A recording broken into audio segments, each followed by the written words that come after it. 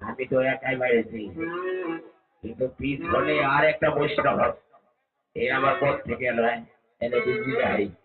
এই যে হ্যাঁ, ওই যে বসাই বলি, তুমি কোথা থেকে এসেছো? ওরে বাবা, এ বেটা দেখছি জন্মে থতলা। এই বলছিলাম তুমি কোথা থেকে এসেছো? এই তুমি কোথা থেকে এসেছো? আমি না ওই বুঝতে পেরেছি, আমি বুঝতে পেরেছি, তার মানে তুমি ওই শিলিগুড়ি থেকে এসেছো। আচ্ছা আচ্ছা আচ্ছা, হ্যাঁ বলি এই তুমি কোথায় যাবে? আমি তুমি কোথায় যাবে? আচ্ছা আমি যাবো ওই এই, আমি বুঝতে পেরেছি, তারপরে তুমি আসামে যাবে তাই না?